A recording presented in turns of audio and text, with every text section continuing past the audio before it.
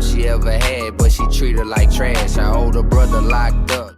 Welcome to Chronic Conversations. It's your girl, Mary Jane. And Talissa. And Gabby G. This week's sponsors are Waco Laser Teeth Whitening, Covered Clothing, JR Renovation, Elevate Smoke Shop, Rosalinda's Insurance Agency, and Rogue Media. The music that y'all were listening to before the podcast started is Snake G, Ashley's Story.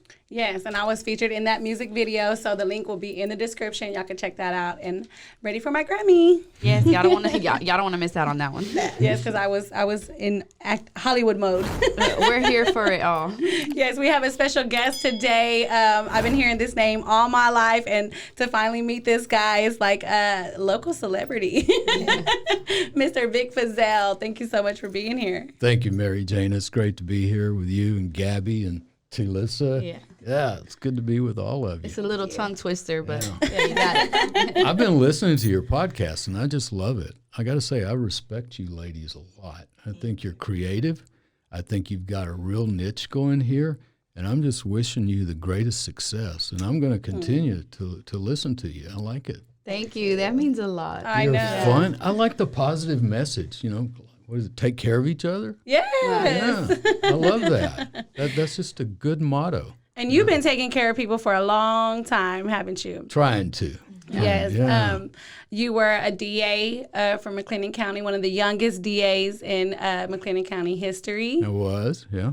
Yes. And then shortly after that, you got a big case, didn't you? Well, not too shortly. I mean, I went through hell to get it.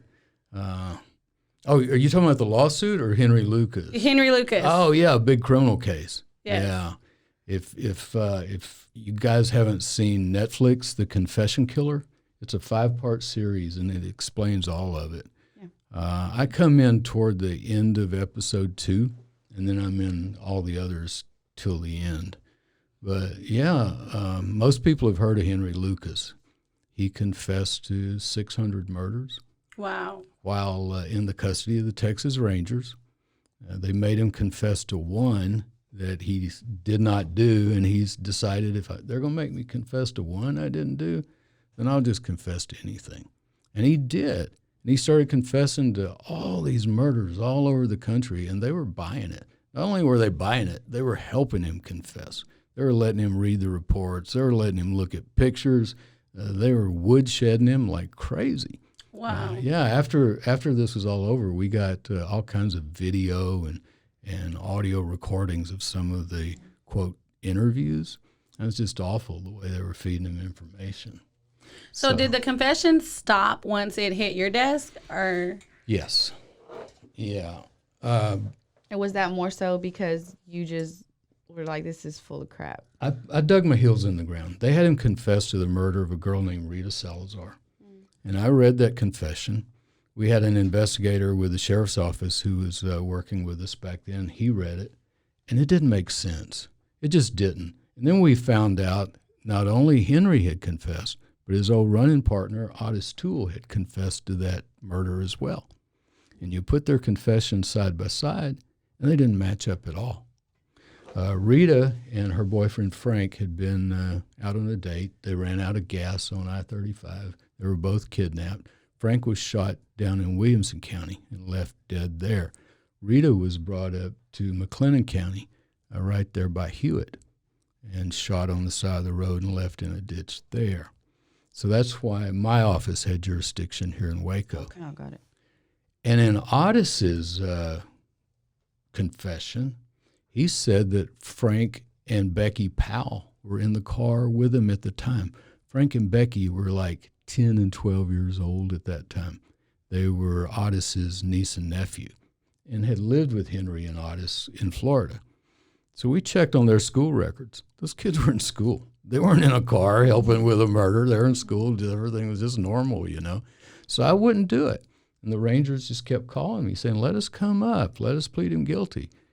And so I just started wondering, how did he confess to this and give these facts? It had enough facts, you know, like little tent stakes along the way. But you could tell it just wasn't right. So I called together a grand jury. I asked the judge to impanel a grand jury just to look at how did Lucas confess not only to this one, but 2 more in our county that we knew he couldn't have done. And when we started looking off into that, word got out, and man, we started hearing from everybody about stuff he had confessed to that there was no way he could have done. And we had a grand jury that lasted for, a couple months, bringing in witnesses from all over the country. And that ticked the Rangers off so bad, especially a guy named Jim Adams. He was head of the Rangers back then. And he had been former deputy director of the FBI under J. Edgar Hoover. Matter of fact, he had been over the domestic spy agency. They're the ones that were responsible for the Martin Luther King bedroom tapes. Wow. And for that letter to Martin Luther King suggesting that he commit suicide rather than accept the Nobel Peace Prize. Wow. Yeah, that's the kind of stuff. That's how deep it is. Yeah. So he got the FBI involved. It was a joint investigation. I was arrested. You can go on YouTube Your and office, see the arrest. your home was raided. Yeah, they sent 30 people up here to arrest me. I looked around and I said, is the president safe? Who's watching him? And this is because you didn't want to convict him, right? I didn't. I wanted the truth. But what was the charge for? How could they arrest you? They did an investigation. Am I right? They did. It wasn't an investigation. It was a witch hunt. They lifted every stone. They talked to everyone. Anybody that got arrested in Waco that said, if you can tell us something on Vic Feazell, we'll let you off. We'll make a deal with you. And there was all kinds of crazy stuff coming out that then they'd figure out there's no way to make it. But finally, they found 2 lawyers in town who were criminal defense lawyers who had never paid any tax on any cash. Their records show they had never deposited any cash into a bank from their business. Well, you can't be a criminal defense lawyer and never deposit cash. That's how you get paid a lot. I mean, we have a real thorough procedure in our office about how to deal with cash. Right. Because it's too easy to steal cash, and cash can get you in trouble if you don't handle it the right way. And if it's too much cash, then the government's going to get you. So they never put any cash in the bank, so the government made a tax case against them, tax evasion, and then offered them immunity if they would say they gave me part of the money, which they said, okay, we'll say that. And claim that they had wanted you. Oh, they wanted me so bad. Do you think that the Rangers really believed what he was saying, or they were just trying No, they didn't believe what he was saying. They didn't. No. So it was them just trying to get someone to maybe Was And- Henry Lucas clear it out white? or something. Yeah, he was a white guy. He was from the Appalachian Mountains, Pennsylvania, Virginia, up in that area. Real country, real backwards. 3rd grade education. Wow. He lost his eye when he was a little bitty kid, so he was one-eyed. He was kind of a sad case.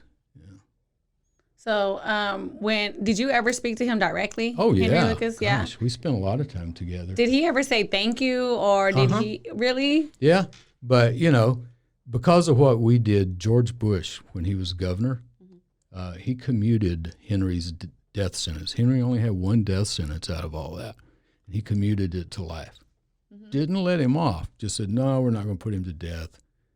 This is going to be a life sentence. So he stayed in prison for that life sentence and for about 10 other big sentences that he had on these fake confessions. Wow. So he was still sentenced to life, even though he was not technically guilty. Yeah. And see, and that was the only death penalty that George Bush ever commuted the whole time he was governor.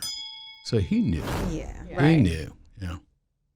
Yeah. I have a podcast, and I keep shouting out to George Bush. I want him on my podcast. Right? Yeah. Because we could talk about Henry Lucas, because I know some stuff about what was going on in his office at the time that he commuted that case. And a guy named Zapalak, who worked for him, who is a great lawyer, who studied the case backwards and forwards and made the recommendation to George Bush that he commute it to life. I'd love to watch that. Yeah. Right. And So- after all that, you ended up getting out of jail and being reelected for DA. I never actually got into a jail. Oh, okay. They let me out on my personal recognizance. They kept me locked up in a holding room for maybe 4 hours, and that was about it. But they let me out because my wife had called me on the phone And she says, oh, we're working. We're going to try to raise money for a bond. And I said, no, don't do it. I don't have a criminal record. I haven't done anything wrong. I don't even have a passport. I'd never been out of the country. Yeah. I'd just been a country boy who had worked my whole life and worked my way up. I didn't have anything. I lived from paycheck to paycheck, you know. I said, no, don't do it. I said, I've already started my hunger strike. Yeah, this is it right here. This is starting it. I said, and if I have to die, I will die. But at least there would be some attention brought to it. You were ready for war, I weren't was you? ready. And so Gangsta. about an hour after that, this FBI agent opens the door and he looks and he says, we're going to go get lunch. You want us to pick you up a hamburger or something? I said, oh, no, thank you. I'm good. He said, oh, all right then. He closed the door and left. About 30 minutes later, he came back. He says, you sure you don't want anything to eat? We'll get you a steak if you want it. I thought that was weird. Yeah. Right. You know, offering me a steak. I knew then they had been listening to my phone call. They knew what I was already doing. Yeah. So I think that's the reason I got out on my own personal recognizance, because I was not going to post $1, not even one. So I got out, and I went back to work at the DA's office the next day. And I was running for re-election at the time. They arrested me 6 weeks before the election. And then 3 or 4 days before the election, they released the search warrant affidavit claiming they had found drug paraphernalia in my home. What they had done, they had taken a toy syringe out of my 4-year-old's doctor kit, play doctor kit, and labeled it narcotics paraphernalia. Wow. Yeah. That's how nasty and how bad they were. And when I say this about the Rangers, I want to say it wasn't all the Texas Rangers. Mm-hmm. There's some fine people in the Rangers. There are fine people in law enforcement. But this was just a group of bad apples. Right. They had their own little thiefdom going down there in Georgetown. Were making names for themselves and getting plaques and all kinds of awards. And they had like Hannibal Lecter on a leash. Right. They're walking around and they were strutting big, man. Right, and this story is huge for them down there with nothing going on. Yeah. And, you know, CNN going to their town and you just, like, pretty much calling their bluff on everything. They had a vendetta for sure against you you bringing that to the forefront. Yeah. And I messed up their gravy train, man. Their confession wagon. That's what I did. I got Attorney General Jim Maddox. He's dead now, but man, he was a great guy. He was a real bulldog, a hell of a fighter, liberal Democrat. I loved him. And I asked him for help, and he came to Waco and brought his staff with him and helped us run that grand jury. And with his help, I went to the district judge, George Allen at the time, and asked for a bench warrant, which is a court order to take a prisoner from one place to another, to bring Henry to Waco and get him away from the Rangers. We gave that to our sheriff, a very brave man named Jack Harwell. Jack Harwell. Yeah. And I tell you, if Jack were alive today, he'd be ashamed of that jail out there on Highway 6. That jail should not even have his name. I know. Because Jack Harwell was one of the most upstanding guys I've ever met in my life. Wow. He was clean as a whistle. He never lied. He never did anything wrong. He was like a superhero in some ways. I mean, he was just that solid a guy. He was a good guy. Yeah. So he takes that bench warrant and he drives down there to their sheriff. They get their DA. And then they call the U.S. attorney, who's already looking at me and saying, you know, that Vic Feazell will be enjoying the snows of Leavenworth by Christmas. Oh, yeah. She's saying crap like that. Yeah. And Jack Harwell hands him that warrant. And, man, they make him wait 3 or 4 hours and come out and say, well, we're just not going to release him. And Jack was a pretty smart guy. He goes, well, that's all right. I'll go back and tell my judge that you wouldn't follow his court order, and we'll see where it goes from there. He started kind of walking real slow up the sidewalk. The sheriff runs out and said, wait a minute. They started thinking that they didn't want to be held in contempt up in Waco, Texas, right. You know. And so they brought Henry out and gave him to Jack and to Dan Weinberg, who was the chief deputy at the time, another solid guy. And the sheriff, Boutwell from Georgetown, put his arm around Henry and told him, said, you just go up there and stick to your guns and we'll have you out of there in a day or two. Well, that didn't work. We kept him for a pretty good while. Now, the feds got him away from us for a little while. They filed a case on me claiming I was violating Henry Lucas's civil rights. Isn't that funny? Yeah. They were down there. Anything they could pull up. They were coercing confessions out of him. They didn't care about his rights. I get him up here, and he goes, okay, I'm not confessing anymore. I didn't do any of that stuff. I was just kind of leading them along, and suddenly, bang, Feazell is violating his rights. And they had a grand jury in San Antonio. They're going to indict me for that. They wouldn't even let me or Jim Maddox into the courthouse. And Maddox was the attorney general. Right. They wouldn't even That let is us in the crazy. courthouse. Yeah, it's crazy. So do you think, as far as McLennan County, which you have in the judge and sheriff's respect on this, was it more love or respect than it was hate and, people thinking you were corrupt? It was love and respect in the beginning, but after a while, their propaganda machine was so powerful that I lost friends. I lost supporters. People started believing it. When the feds come after you, they use a 3-prong approach. Disinformation, they start telling lies about you. They tell it to all your friends, in the media, everything they can. Intimidation, they intimidate you any way they can. I'd come out to get in my car, and it'd be unlocked. And I remembered locking it. Things would be moved. Even the DA's office got burglarized one time, and all the typewriter balls were stolen off the typewriters. That was it. Just stuff to intimidate us.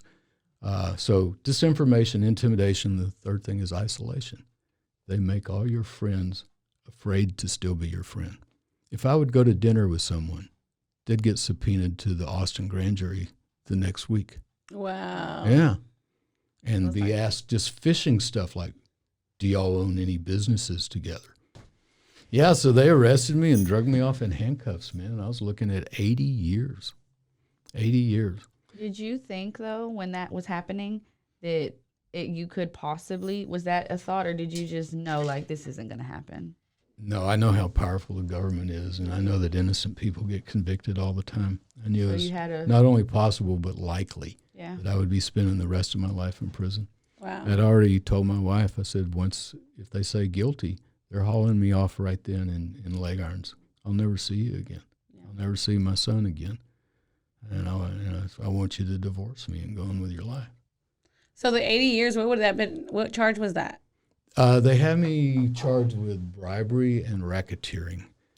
For Henry? No. This was over those 2 lawyers that I was telling you about before. Yeah. They claim that they gave me some money to dismiss DWI cases for them. Well, the problem is, most of those cases, I didn't even know they were in the office. I was the DA. I tried the big cases. I wasn't trying DWIs. Right. And so I had 13 other lawyers that worked for me in the DA's office. And so when got to trial, an assistant DA would get on the stand and go, no, Vic didn't dismiss that case. I dismissed that case, and here's why. Let me show you the video. Look at here. The cop's weaving more than the defendant is. We couldn't have made this in front of a jury. Right. And stuff like that. And this one after another, they got knocked down. And so the jury found me not guilty on their first vote. Some of them talked to the press afterwards and said it was obvious to them the government had just tried to frame me. Right. So then you get out and you file a lawsuit. I filed a lawsuit. Problem is with the government is that most everybody has immunity. You can't sue them. You just can't. It's part of the old leftover law that the king can do no wrong. Wow. So the only way you can sue the government is get the government's permission to sue them. And most of the time they ain't going to do that. Yeah. But Colonel Jim Adams had enlisted the help of Channel 8 in Dallas, Belo Broadcasting, because the FBI and the the DPS had been investigating me for over a year, and they couldn't find anything. The FBI said, we got to shut it down. Unless there's a public outcry, we got to shut it down. That's our policy. And Jim Adams got him the public outcry. He had a friend named Tom Pauken, who was really big in the Republican Party in Texas, who had friends at Channel 8. And he introduced him to this reporter named Duncan, Charles Duncan. Duncan came to town and went around with the cops helping to spread these rumors about me. and then would do a news story about, look what the cops are saying about Vic Feazell. And it's just crap they were making up. The whole smear campaign. And they did it 11 times over a 3-month period. Wow. Yeah. They were working. And that was before the overtime. election. So not only was I arrested, indicted, the search warrant about the drug paraphernalia, but also 11 episodes from Channel 8 in Dallas that everybody in Waco was watching. What are they going to say about Vic Feazell next, you know? Right. So I sued him. I sued him before I was found not guilty because the statute of limitations on libel is 1 year. And so the day before the statute of limitations ran, I sued him. And my criminal lawyers didn't want me to do that. He said, no, they'll take your deposition. They'll know everything. I said, so what? I tell the truth. The truth's the truth's the truth. I'm Right. not worried about it. Well, they never tried to take my deposition. So as soon as the case was over, the criminal case, I started getting ready to work on the lawsuit. That's why I resigned from being DA, because I had to put so much of my time into that lawsuit. So I resigned, went across the street to the Liberty Building, opened my own little one-lawyer shop just to get by. Just to get by. And by the time we went to trial on Belo, every credit card I had was charged to the max. Hey, but that was okay because you won the case. We won it. Yeah, it was the largest libel verdict in American history, $58 million. Guinness World Record book. In the Guinness Book of World Records. I had a fabulous lawyer, a guy named Gary Richardson, who's one of the best trial lawyers I've ever met. And he also defended me in the criminal case. And How much did you win? well, it was a $58 million verdict. How much did you spend? I spent a lot. We didn't get the $58 million. We settled it for almost 16. Then I split that with my lawyer, so I walked away with a little over 7 tax-free. Tax-free. Because libel money is tax-free. Right. And that's a lot of money. $7 million is a lot of money, especially back then, because you could. I know. I bought tax-free municipal bonds that was paying 12%. 30-year bonds that were paying me 12% interest, and I didn't have to pay tax on it. I mean, that's incredible. What's banks pay now? 1%? Yeah, barely. You know? But they weren't going to let me keep the money. They got IRS to change the tax code just to get me and made it retroactive. The whole government of the United States. No, Jim Adams. Oh, okay. He was right so here. powerful. Texas. Jim Adams. And it wasn't just that. It was the media people by then. The big media lobbies just hated me, too. Because you won the case. Yeah, and they didn't want other people thinking, oh, I can sue these big media companies and get tax-free money. So by the time they came after me, man, I had spent so much money, it was unreal. I had bought cars for people that had been my friends. I had paid off debts for people. I bought a house in Austin and gave it to the Catholic Church down there to run a homeless shelter. Wow. All kinds of stuff, yeah. And then they come after me saying, now you owe us tax on all that money. I fought it to the Supreme Court of the United States because it's unconstitutional to have an ex post facto law, a law that goes backwards, Right. you know, and catches people up. And so the tax court, U.S. tax court, has 12 judges. Man, I won with them 11-1. All of them voted. And so then the government appealed to the Fifth Circuit. At the Fifth Circuit, I lost 2-1. It was the 3-judge panel. So then I appealed to the Supreme Court. We waited and we waited and we waited. And I woke up in a sweat one night. I called my tax lawyer up in Dallas. I said, we got to settle this thing. He says, oh, no, I got it on good authority. We're going to win. I have a friend who knows somebody who knows one of the clerks. I said, no, that ain't good enough. Cut me out a deal. I woke up in a sweat, God telling me to settle this thing. Yeah. So he did. All during the time that you were DA? No, this was after I was After, DA. okay. I resigned from DA so I could handle Right. the Belo case. And then after I got the money, I moved to Austin. Okay. 'Cause that's where I grew up, was Austin. I'd come here to go to law school and just stayed. Yeah. So what made you move to Austin? After the Belo verdict, did I that make you had to get out? away. I had to get some privacy. It's like being a lottery winner. I had people climbing over my fence and knocking on my back window wanting money. And you have your babies Wanted and money. Yeah. I had Scary. you know, people even, and then Netflix. I love Netflix. They did a great job, but they screwed up one thing really bad. They never said anything about the IRS taking my money away. They took away nearly everything I had except my home. But I had a pretty fancy home in Austin, so I had to sell that. So and then I went back to work. Seemed like you had went away with all this money, and then just that was it. And really, they wanted money back for the taxes. Really, all of it. Well, yeah, all of it. yeah, they made a lot of money off of me, and they made it more difficult for other people to sue. And also during that time, another big change in the law was back then, if a TV station editorialized against you, not news but an editorial, you could demand equal time and go on and take the time. Well, they editorialized against me, so man, I wrote them the letter. I said I want my equal time. They had to give it to me. Boy, that ticked them off. So then the big media lobby started trying to change that law. And 2 years later, Ronald Reagan signed a law that said no more equal time. And then that opened the door for all these creeps like Rush Limbaugh to come in and just smear people, talk bad about people, and nothing you can do. You can't get equal time. You can't sue them because they're saying, well, I'm just stating my opinion. Well, then what can you do? You're just stuck with them just lying about you and dragging your name through the mud, and there's nothing you can do. It's just wrong. The little guy in this country is not being taken care of. Right. It's just the really, really wealthy that are being taken care of. The big corporations and the people sitting on their yachts, sipping their drinks and laughing about how dumb the rest of us are for letting them get away with this. And insurance companies are some of the worst. Some of the worst.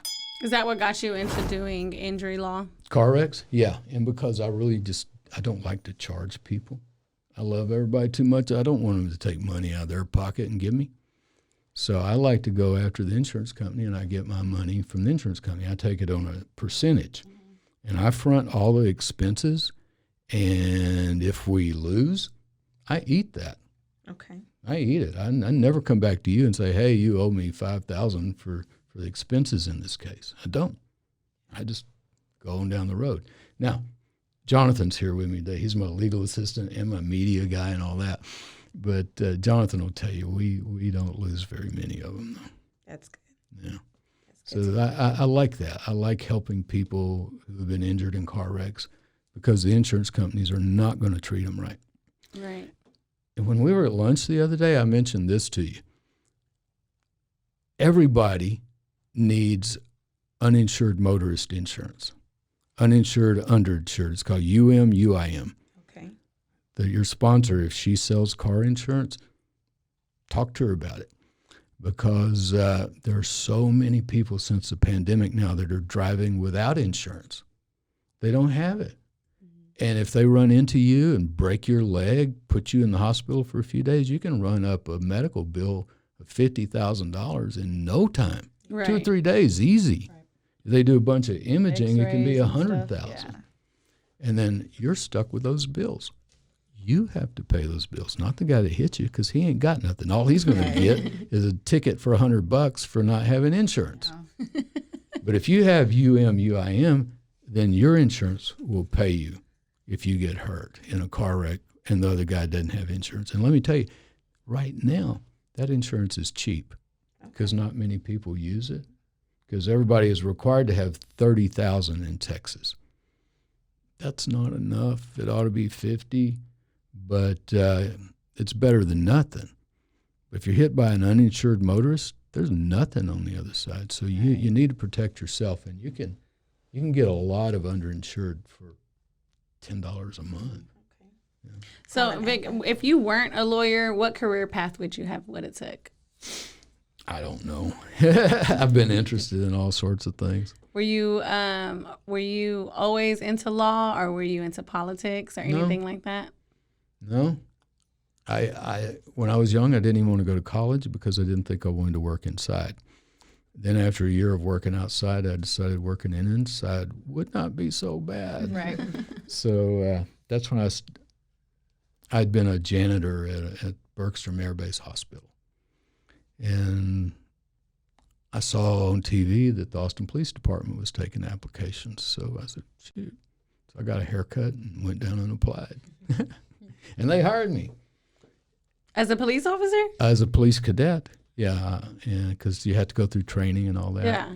But after they hired me, then they realized I was only 16 years old. Wow. I graduated from high They school. realized. Yeah. I looked older, and I'd already graduated from high school. I had skipped a year just because I like to read, and I was kind of smart and good at taking tests. So I started work there on my 17th birthday because that was the youngest you could be and be covered by the city insurance. Okay. So I did that for a year and then started to college. And then it wasn't until my senior year that I decided on law school. I was a pastor of 2 different little Baptist churches while I was in college. I was one of the youngest ordained ministers in Texas, too. I was only Wow. 18, barely 18. When I got Overachiever you. ordained. So you know a lot. The word too. Right? So, yeah. So I pastored. I did funerals, married people. I'm sure that had a buried lot to do people. with you, your background and your faith. That had to do with you keeping it real with this Henry Lucas case. Because, right thing, right? Right. You did the right thing when you had all the odds against you. Yeah. And I think that's very powerful. My dad raised me that way. My dad's 94 now. He's blind and can't hardly get out of his wheelchair, but he's still got his mind. And he was a Baptist preacher. It's a powerful thing. Right. I was born in Louisiana during segregation. Wow. We moved to New Mexico when I was 12. My dad became a missionary out in New Mexico. But even living in Louisiana, my dad was always so against racism. He was against segregation. He was for treating everybody right, and he always taught me and my sister to treat people right. It doesn't matter if they're rich, if they're poor, what color they are, what gender they are, you treat them right. Okay, Vic Feazell. Yes, ma'am. On this podcast, we do a little segment called Sexy 60. It's just 60 seconds of you telling us what you find sexy. In what? In anything. Anything. Anything. What is sexy to Vic Feazell? I think peace, love, charm Charm. is sexy. Yes. Calm, someone who keeps their word. That's what's sexy to me. Okay. That's I awesome. like that. That's a good Somebody answer. somebody who takes care of themselves, who loves themselves. That's sexy to me. Yes. Yeah, and I I wanna mean be loves all those themselves Right. in a healthy way, not in some kind of crazy egotistical way. Right. Sure. Yeah. Yes, thank you Right. for that. We find keeping it real sexy, so I think that's a good trait that you have. And also, we talked about this at lunch, but we said you could have been the Hugh Hefner of Waco.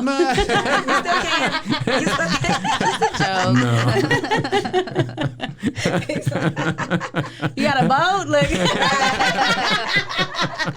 Just messing with you. But let's just give a quick shout out to our sponsors one more time. Covered Clothing, Waco Laser Teeth Whitening. We got Elevate Smoke Shop. Also Rosalinda's Insurance. And then we have JR Renovations as well. So shout out to all y'all for sponsoring this podcast right here. And one more thing, we have to talk about this book that you wrote. Rhinos, Sharks, and Unicorns. What's that about? What's this about? It's fiction. It's about 2 young lawyers that they're just out of law school. They're trying real hard to make it, but they're not the brightest guys nor the most honest guys. They're almost in trouble. They're almost in danger of being arrested and disbarred. And then they meet an older lawyer. His nickname is Crazy Ike. Wow. And Crazy Ike kind of takes these 2 under his wing and throws them into some real crazy situations that they learn from. He's like their guru. Okay. But That sounds very they don't know it. interesting. They just think he's crazy. Yes. But I like it. The rhino represents our physical and emotional nature. The shark represents our intellectual nature. And the unicorn represents our spiritual nature. Okay. And so it's like an evolution from the physical, emotional, into the intellectual, into the spiritual. But you don't leave any of these behind. They're all come together into one good, solid individual. Wow. Yeah. That's cool. We'll have to check that out. Thank you so much for bringing us this. And another thing we wanted to talk about is you are against the death row. I'm against the death penalty. Yeah. And you are for marijuana. Yes, I am. I'm against the death penalty, and I'm for legalizing marijuana. Okay, you weren't always against the death penalty, right? No, I wasn't. I actually prosecuted several death penalty cases. I put some men on death row. So what changed your mind? A little distance in the rearview mirror and seeing what was going on in our country and starting to realize that not everybody took their work as seriously as I did when I was DA, and I started finding people that I really believed were innocent, had been convicted and were innocent. And see, when I was DA, that was before the internet. You couldn't Google something. You had to go to the library and look it up, or just hear it from somebody, and then there wasn't any way to tell if they're lying to you or telling the truth. Right. It was so much easier to exaggerate back then. Now everybody's on their phone fact-checking. Right. But so just time. Time and realizing that I was wrong, man, that human life is precious. And I did check out your podcast, and it was when you were discussing the Rodney Reed case. He's on death row right now, and they were all pulling to try to get a petition signed and trying to get Greg Abbott to stop his execution, and it was stopped, but that's just it. Mm-hmm. So do you have an update on Rodney Reed? No, I don't. I don't know what's going on with it right now. John, we'll have to check on that. Yeah, because I know it was still pending. Yeah, he's going to be like Henry Lucas and just maybe not be put to death, but die in prison. Right. Yeah. They like to bury their mistakes when they can. Right. Do you have any hope in Texas ending the death penalty, or? Someday, yes. I have a friend on death row, and that's why I'm asking, because probably not in time for your friend. Yeah. Yeah, but in the next 10 to 20 years, I do believe that human consciousness is evolving in spite of the craziness we see on TV. There's a lot of tension, but where you have that creative tension, that tug of war going on, progress is often made. It's like one of those 3 steps forward, 2 steps back kind of thing. But I do believe we're making progress in the world. Right. We've got our problems, we do. But I think people can think better than they used to. And I think if people would spend a little less time on social media and a little more time with real books or with meditating or with really good, solid conversation, that we could push this evolution forward a little faster. Right. And that we could all become the unicorn instead of always being the rhino or the shark and fighting with each other. Right. Yeah. I think so too. A lot of younger people are going to law school. I'm one who would I want to start studying criminal justice and start making a difference wherever I can, whether it's being a mayor or a judge or whatever level of change that I can do. She's so serious. Really? I wrote Vic Feazell at the end of last year, and I was like, "Hey, Vic, can I work with you like Kim Kardashian does with her lawyers?" I did. She did. Yeah. I'm going, Kim Kardashian. No, I don't think so. He's like, I don't know who that is, but or what she does. And you had told us you thought, because her dad was a big famous lawyer who represented O.J. Simpson in the murder trial, and you thought her dad was someone else. Yeah, I thought her dad was Caitlyn. Oh yeah, I did. That's how little I know about him. Yeah. I don't ever watch but it. It was Rob Kardashian, and that's what inspired her to try to go. And now she's doing these. She works with lawyers and she takes on these certain cases where women or men who were, either sentenced too much time or they didn't have enough representation.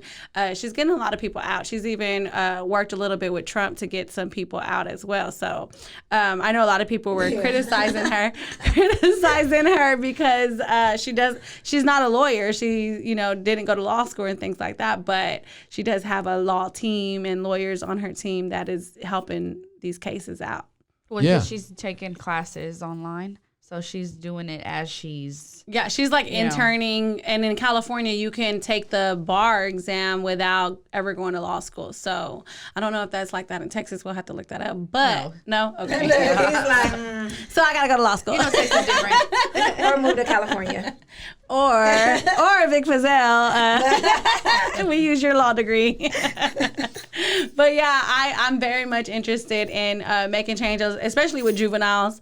I was a juvenile. I was in and out of juvenile all the time. And I think like those, I guess that's where it starts for me is right there and making those changes there in the juvenile justice system too. So That's good. Because it does That's start where when it starts. when you're young. Yeah. right. And Yeah, you need to get with them early and soon. right. Yeah. That's my goal. Intervention. Yeah. Right. Now let's go back to marijuana. So do we have any hope in Texas legalizing marijuana before 10 years? We're going to get the death penalty off, or are we going to get marijuana first? Which We'll one? be the last state for sure. We'll be one of the last. I don't know why Texas is so dumb about this. I mean, other states, they're on the bandwagon, man. They're making money hand over fist. They're building new schools. What do you think it is? What's stopping it? A lot of it's just superstition. They believe this BS that marijuana Is it racism still? partly, but it's gone beyond racism now. I mean, they still. I think part of it is money. I mean, who's giving them their contributions down there that are voting against it? It's the alcohol industry, Right. and they don't want weed to be legal. It's big pharma. The opiate industry, they don't want Right. weed to be legal because they're finding Yeah. out that weed will get you off of opiates, Right. you know? And that stops their money. Now, anybody that wants to say that marijuana is a gateway drug, I introduce Willie Nelson, Exhibit A. It's not. I mean, here's this guy in his Snoop Dogg 90s. Exhibit B. Yeah, No, really. like I seen Willie Nelson at the courthouse here in Waco one time. He got arrested for marijuana Yeah. at a roadside park just south of town. I was Yeah. at the courthouse that day. I don't even remember. Did you why. represent him? No, I didn't. I wish I could have. Yeah, I do because I like been cool. Willie a lot. Yeah. I just feel like Texas is very hypocritical, especially with marijuana laws. You can go to Austin on 420 and have a Marley Fest, but there's people locked up in Austin for weed, and Yeah. I think that's crazy because they like have security out there. They have law enforcement out there making sure everything in the Marley Fest goes smooth. And But there's people locked up in Austin for weed, and not only that, but even with death row, they're hypocritical because they're pro-life against abortions, but we have the death penalty. Like, Oh that's, yeah. I don't get that kind of thinking where they're for the death penalty, but at the same time they're against abortion. They're going to make a woman, whether it's rape or incest, have this baby, but then once that baby is born, there's no help. No. You know, we're going to make you have it, but we're not going to help you in any way. We're going to tell you, you should have said no. You shouldn't have had sex. Right. This is your fault. And then when that baby gets a little older, where's the good education for it? That baby might end up in prison and then on death row. And what have you that's a done? cycle, yeah. Well, yeah, what have you done here? I just don't get it. I just think it's mean, it's controlling, it's mean-spirited, narrow-minded, and it lacks any compassion. And that's coming from a preacher's child. Yeah. Yeah. So how do you feel, how does faith work into that thinking? Because I feel the same way, and I'm a believer too. So Well, we're supposed to pray for our leaders, so I pray for all of them. I pray for God to open their minds and give them some damn sense. Right. I do, because we're just doing so many stupid things today that are just so counterproductive. All of our drug laws are counterproductive. All of them. It's all contradictory. If we wanted to stop the drug problem, legalize all of it right now. Right now. There wouldn't be any cartels in Mexico in 3 months. Yeah. You know? It'll be out of business. And it needs to be know a what to do with their two-prong approach. Right now, there's billions of dollars in cash just stuck in storage facilities in places because they got no place to put it, you know, because it's illegal money. When the government legalizes drugs, they ought to give a window where they can say, deposit that cash, we will make it legal, and we'll tax it at, 70%. 80%. So what? Something. And then you go take what's left and be a business person. Be an entrepreneur. Legit. Be legit. Be a citizen. Pay your taxes. But if we catch you laundering money, then you're going to get a penalty as though you had been selling, heroin or something, and stop the money laundering. That would help ease our national debt. It would help put money into social services where we need it. It could help ease the problem at the border, because if we legalize drugs, then what about all the gangs in Honduras and El Salvador and Guatemala? They're going to disappear too. And the ones that don't, we could send our Marines in and in 6 weeks have it taken care of, and then be airlifting those people back home saying, this is your country. These guys are dead now. Go in there and fix it. Right. Vote for Vic Feazell, presidential election. Vote for me for president, and I promise you, I won't run again. No, I'm serious. I would not run again, and I would not leave the White House. I would really love for you to run for governor of Texas. Yeah, I wish Matthew McConaughey would run for governor. I tell you. Yeah. Well, I heard they're trying to stop him. Oh, they are. Right? Yeah. Every time you open the social media now, they're saying something bad about Matthew McConaughey, and that's because they're scared of him. Right. I mean, they say he has no experience. Well, what about Trump? I know. Yeah. It's so funny. That's how hypocritical our state is. Mm-hmm. No, but America realized that they didn't put in a business person probably. Yeah, it wasn't in so, charge. Some of America, some people are still stupid. Some people but he didn't win, and he lost a lot of voters. From the first time who voted for him, the second time they didn't. Right. And we had our Capitol attack. First time since 1814. 1812, somewhere in there. The British. From Texas, do you know those people from there Dallas? was somebody here. Somebody here in Waco got arrested. Waco went down there. Hey, I got a lawyer in my office he's announcing for DA pretty soon. His name is Robbie Robertson. Have him on your show. Yes. Yeah. Robbie's a Democrat, so he's probably not going to win, but he's going to give him hell running. So you think McLennan County it's hard for liberals or Democrats to get in there? Oh yeah. I was. Okay. Yeah, I was but I think a lot. Were you a Democrat? I was a Democrat. Okay. Yeah, I was one of the last Democrats here. Karen Mackin was actually the last elected Democrat here, and she was our district clerk. Yeah. Okay. Well, we'll definitely have him on and promote him and get behind him as well. Robbie's a great guy. The people like in our Robbie. community need to vote. Robbie was an assistant DA for a while, and I hired him away from the DA's office. That's awesome. Yeah. So now he's going to run. I do have a last question for me. So from the time that you were DA, it had to be a happy moment for you, right? When you first won. Oh, yeah. From the time that you resigned, from those years, what did you take away from the very beginning to the very end?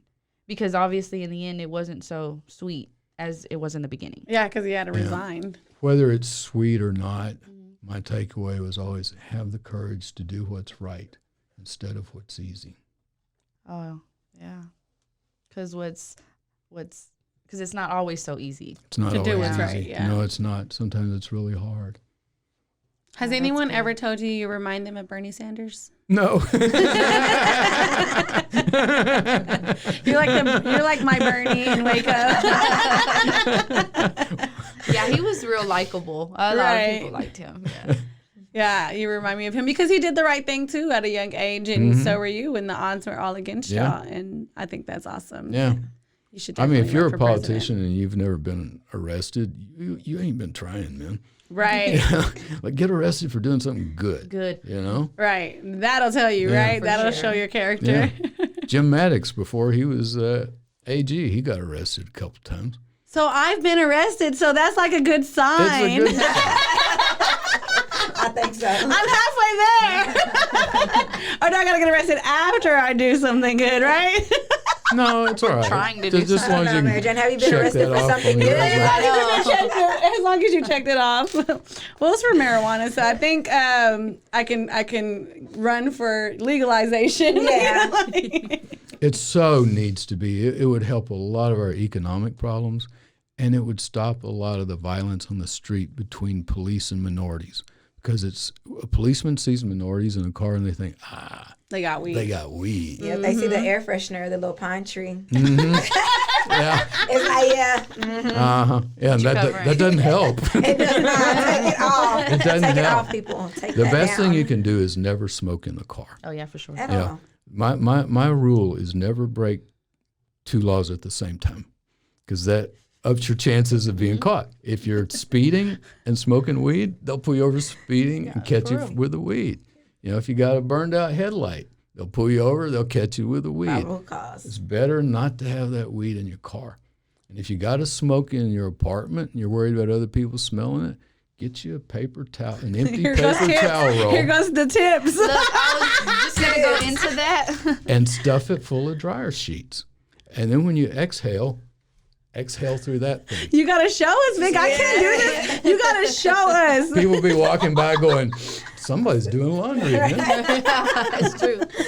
So we have a segment, and it's tips with tea. Tips Another for tea. tip. Tips We need with another tea. tip. Yes, That was a but good tip. before we get into that, though, I do want to shout out to Waco Go Grills for sponsoring Tips with Tea. They do haircuts, and they also have a recording studio for any of the artists out there that want to record. You can hit them up on Facebook at Waco Go Grills. So, Would you ever rock a grill? good question. You mean cook on a grill? No, like a Gold, mouse. a gold grill. Oh, God, no. No. Or like one go tooth No. or something like Like, that. I'm not that flashy. No, I've paid too much money to keep these teeth healthy to go covering them up. Yeah. So with the tips with tea, I usually give like a tip of the week. So since you are our special guest, is there anything that you want to tell anyone, like a tip? Just a really good tip to take home. That was a good one that you just did, so that was perfect. But we need a tutorial on that, Vic. Only thing I can think of is buy UIM, uninsured motorist insurance. You need it. And remember the trick with the dryer sheets or toilet paper rolls even long enough. So you stuff the toilet paper roll with dryer sheets. And then when you exhale, You do blow it through into that. Okay. Yeah. And joints aren't good because, that's all that smoke going up. You're wasting weed and people are smelling it. So if you're going to I smoke agree a with joint, you. tap it out. And I then don't like exhale. joints because they go out all the time. The best thing is a little glass pipe, and then you can tap it out with your thumb and then exhale through your dryer sheets. And Little your buzz. neighbors just think, gosh, those people are clean. They're always doing their laundry. I love that like tip, a laundromat bro. every I love time that I pass their house. Yeah, and if you're smoking and you get through loading your pipe and you're through with it, wherever you are, put it away. Put it away. Put it in a cabinet. Put it somewhere, because otherwise it's out on the table. Somebody forgets. The doorbell rings. It's somebody selling something, and then somebody comes walking down the sidewalk and looks in, and there it is. They see it. They call the cops. That's called the open view doctrine. They don't even need a search warrant then. They can just come right on in. See? That was a great tip for Yeah. all of our Yes. listeners All of out our there. Put it back under the sink where it belongs. Yeah, put it back. Hide it. Above the sink if you got Above the kids. sink. Yeah. That's so smart. That is too funny. Yeah. Well, I want to thank you for coming. It's been crazy. Even our lunch, I walked away so happy because I've been saying your name all my life. My brother used to wear Michael Vick jerseys, and it just says Vic on the back, right? And so I would wear his jersey, and I'd be like, "This is for Vic Feazell, though." And I was in middle school, so just to have you here on our podcast, it's awesome. Like if you would have told me this in middle school, this would happen, I would have never believed it. Yeah, she told me this story after lunch. So I was like, So what's your favorite music to listen to? My favorite, nobody's ever heard of this guy. His name is MC Yogi. MC Yogi. MC Yogi. His real name is Asian? Nick. No, Oh. he's an Italian guy from San Francisco. Okay. He has a yoga studio in Point Reyes, north of San Francisco. But he and I spent 2 weeks together a couple years ago in Sri Lanka doing yoga. And Wow. Sri Lanka is a big yoga place. And I'm telling you, in Sri Lanka, every class is a hot class. every class. Every class. By 10 a.m., wow, it is hot and humid. It's like being in a steam room. But it's a beautiful place, man. Mountains and I bet you that's ocean. very therapeutic. It's it's an island right off the east coast of India, Yeah. and a big island nation. Thank you again for coming, Vic Feazell. Thank If we you. can get on your podcast, I'm down for it. Yes. We'll arrange that for sometime after it's not raining. Okay, cool. Thank you for coming. You're so welcome. Where can they follow you at? Well, if you need a lawyer, just Google Vic Feazell. I'll come up, VICFEAZELL. Local number, 254-772-7500. Our podcast is The Vic Feazell Show. We're on all the platforms. And tune in and join us. And, and like I said, if we represent you on your car wreck, it ain't ever going to cost you a dime. Thank you for tuning into this Chronic Conversation episode. And y'all come back, like, subscribe, and share. All that good stuff. Let's just give a quick shout out to our sponsors one more time. Covered Clothing, Waco Laser Teeth Whitening. We got Elevate Smoke Shop. Also Rosalinda's Insurance. And then we have JR Renovations as well. So shout out to all y'all for sponsoring this podcast right here. I just want her to win. I see the pain in the mama eye. And I'm the first one she called when her cousin died. They wonder why it's so much crime in these streets. Man, this world is so cold and everybody.